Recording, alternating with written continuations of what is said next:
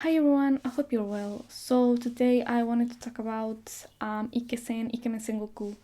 So that is a dating sim that I've made some videos about it before, and I was talking about being disappointed with the recent updates or the newer routes. In the last year or so since I made that video, I actually kinda haven't exactly changed my mind, to be honest. I think that some things maybe having better, some are just as bad or have also disappointed me in general.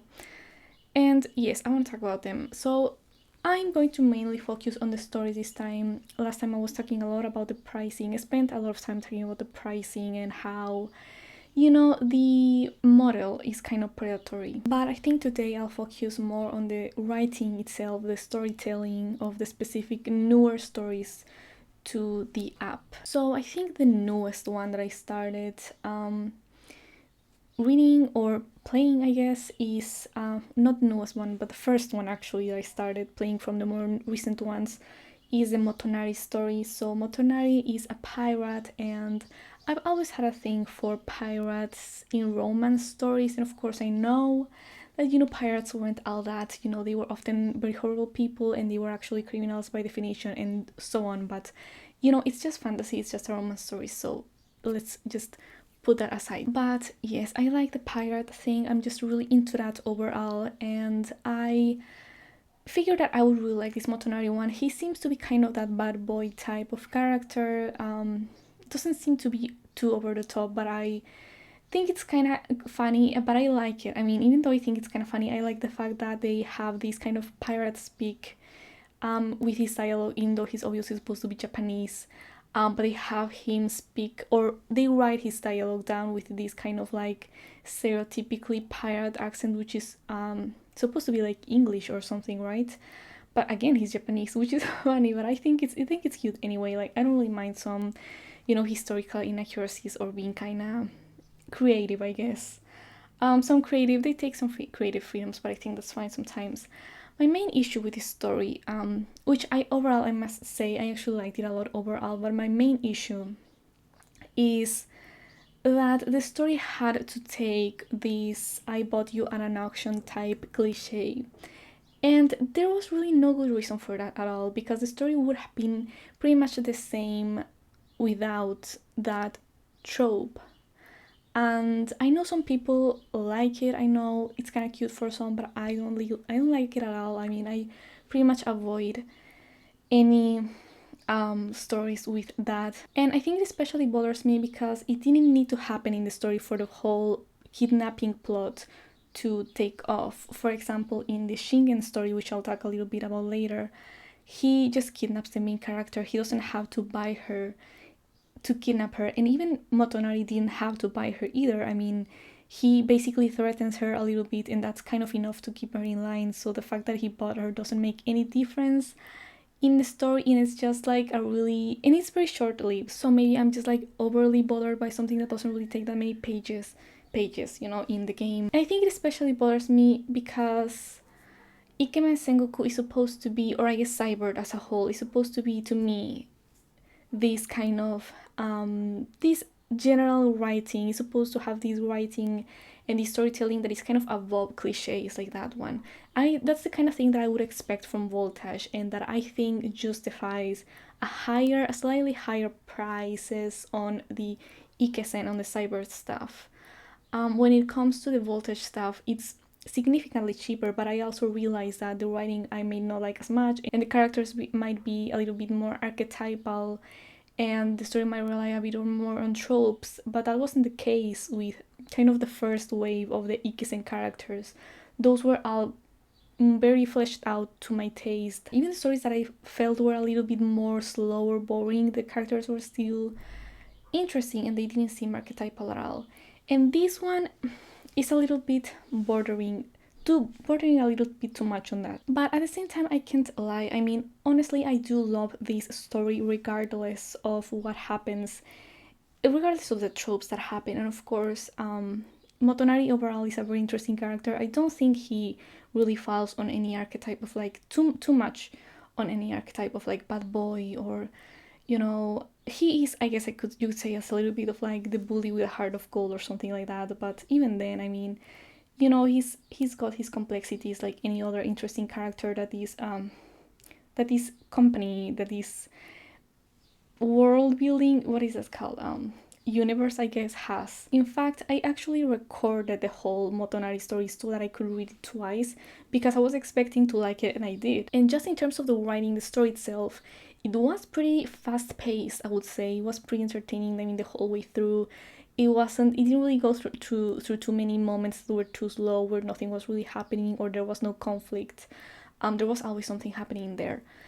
And the second one that I want to talk about is the Shingen story, which is more on the first wave, I guess, of the characters, but I only read it more recently. And something that I didn't love about that one is the fact that they're not shown, because near the end, there's this moment where the main character and Shingen are supposed to have this kind of moment where they, because Shingen this is somewhat of a spoiler, I guess, but Shingen is sick with something like influenza or something like that. I don't remember what it is. I think it might have been what's that called? Pneumonia, maybe? I don't know. But he had some disease like that, and he could only the way to solve that was to have him travel to the present time with the main character to get him cured in obviously in the present time. And I was kind of excited to see them both in the present time, and that was actually kind of skipped through. As far as I remember, there was like one or two like little scenes in the future, which were more like flashbacks basically, from when they went back to the past time, but there wasn't much of that, and I feel like there could have been a lot of there could have scenes, there just could have been so many interesting scenes and like funny or cute or sweet moments happening in the future with the two of them together.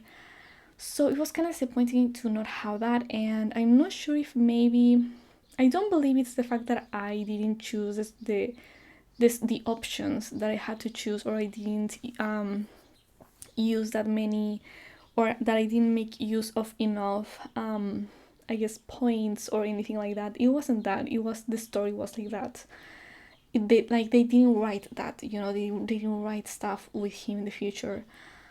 So yeah, that was a little bit disappointing. But overall, the Shingen story is really nice. I mean, I really, like I said, I like the kidnapping thing. I'm okay with that cliche. I just don't like when it's presented as like literal slavery. Like that's really, just really weird to me.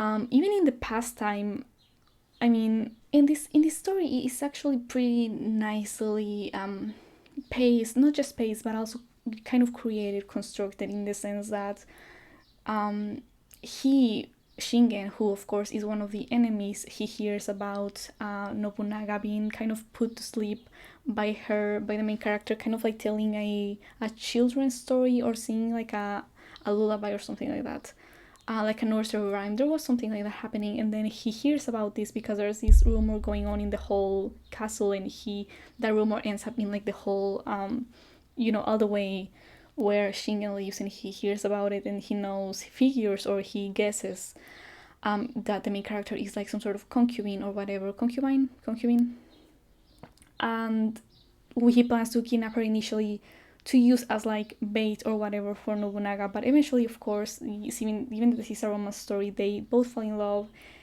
And what I do like about these types of characters, because Shingen is a type of character which I didn't mention at first and I should have, but Shingen is basically that kind of like, what would you call it? Like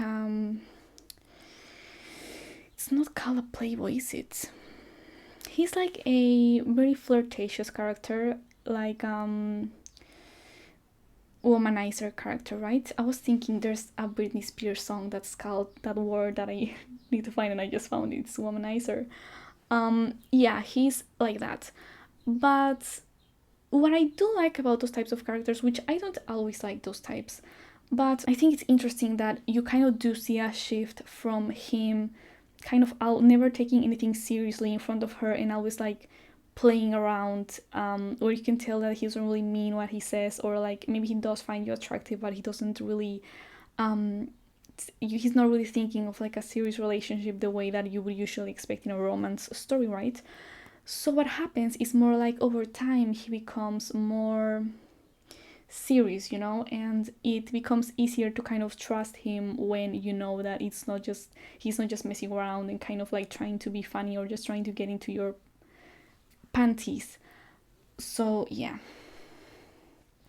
And just overall he's just a really charismatic and like really agreeable character. I don't know how else to explain it, but some characters are just not as likable, even though they're supposed to be love interests. They're not just that likable. And I'll get into that actually right now, because the next one that I want to talk about is the Kage Story. So, which is also one of the newer ones. In fact, that came out only like a few months ago, I think, maybe 3 at most. And it's definitely not my favorite, I can tell you that. I still don't really get his character. Like, I just don't understand it. I mean, he's just. I guess I'm giving you spoilers here, but he comes off as like being nice. Like, you think he's a nice guy or whatever, or nice guy. You think he's a nice person. You think he's like, sweet and, considerate and all these things. And then you find out pretty early in the story, that he's fake. Like, he's not actually like that. He's pretending to have that kind of personality and that kind of attitude. And it's just really weird, because that kind of immediately removed all the appeal that he could have had from the beginning with me. And the thing is, I'm willing to put it down to maybe cultural differences, because I do understand that. I mean, I'm not really that familiar overall with Japan, or, what the culture is really like in everyday life. But I do know that there is sort of an expectation of maybe sort of putting on a facade under certain circumstances to keep some degree of peace or harmony, or to avoid conflict. And being, I guess, quote unquote fake under those circumstances could be considered to be okay, or maybe even good. But where I'm from, making yourself out to seem nicer than you really are with the people you're close to, or the people who really know you, especially with you being aware of it, that you're putting on this mask, is just really. It's just not acceptable. I mean, if people notice that about you, if people realize that you are putting on a facade, you would just be kind of socially punished, in the sense that maybe some people would stop talking to you, or stop hanging out with you.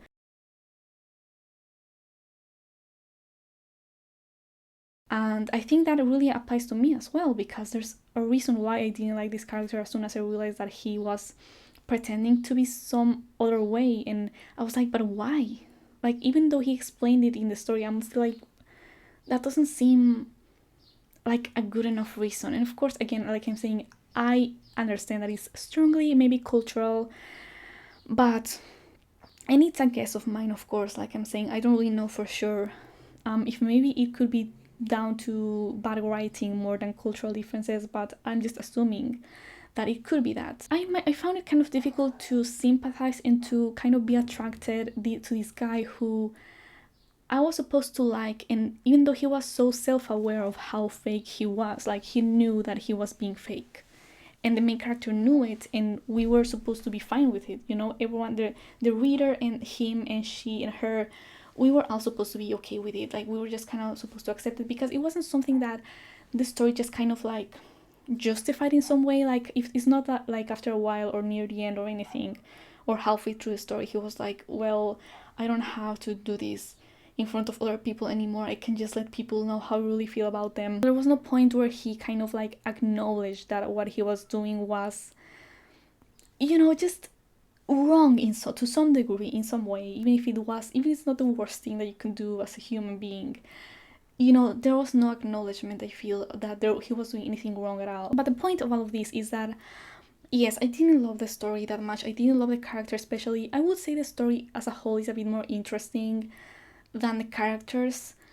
Well, than the character, at least in the case of Keiji, because the story revolves around this, or I guess the main antagonist is Kicho now, and he basically wants to erase the present time where the main character is from, because he has been to that present time himself. So he didn't like what he saw because he's still from the past. He's not from the present. He just kind of was there for a while apparently, and he apparently didn't like what he saw, and he was like, no, I have to make sure that this future never happens. And he's basically trying to make like an eternal war, if you will, so that this future will not happen, and that Nobunaga will not unify Japan. But yes, with the Keiji character, I was kind of hate reading the whole way through. I really didn't like him that much, honestly. I mean, I tried to enjoy it as much as I could, but you know, as a whole, he just kind of annoyed me a little bit. And I'm curious about what the general reception of that character is. If you have read that story, I'm curious to know what you think. And also another thing is that Kicho's character is actually really interesting to me. And it's sad that there hasn't been, I mean, of course, I know it takes a while for them to make the main story for each character, but I think it's a bit sad that they haven't made that many, like, voice memos. What are those called? Like, you know, the little, like, voice clips and the little, like, small stories that they make sometimes for story events and stuff like that. They haven't made that many of Kicho, and I am just really curious as to what he's like and what the romance with him is going to be like, especially because they have this kind of thing in common, which is also the same thing that separates them. I mean, the main character obviously likes her future, or rather her present. She has this attachment to it, and it's her home in a way, and Kicho wants to destroy it, but he has been there and he's familiar with those same things and that technology and all these things that that the main character also is familiar with. So it's like they have this kind of, I don't know, almost like they have this intimate knowledge of each other without even knowing it from the beginning. And I also just tend to be really into like the villain characters, or the antagonists at least, because I would say that nobody is necessarily more of a villain than others. In this story, I mean, some are antagonistic because they are initially on the opposite side of the main character, but the main character is only on that side because of just circumstances, basically, not really because she believes in their values more than the values of the antagonists. Now, what I'm reading right now is the sequel for Nobunaga's story, actually, and I've actually been enjoying it a lot, even though I don't really like Nobunaga's main story. I don't remember being super into it when I read it, and which was actually the first story that I read on Ikemen. And I just remember not being that much into it because I felt like he was a little too alpha and dominant and just almost a little bit cliche. But on the sequel, he seems to be really... He's not too much like that, it seems to me, or maybe I've just changed my mind about that over time, who knows, because it's been a few years since I started reading these stories or playing this game. But yeah, I've been enjoying the Nobunaga sequel a lot, and I'm almost done with it actually, and I find it really interesting, the whole thing about Kicho. And really, I mean, I feel like all these stories except for Motonari's one and Shingen's, of course, just made me want to... It just makes me yearn for Kicho's story more than enjoy the actual story that I'm reading, because he just seems like such a mysterious character that I don't know, I really can't wait for his story to come out, and I really hope that Ikemen or Cyber doesn't disappoint me the way they did with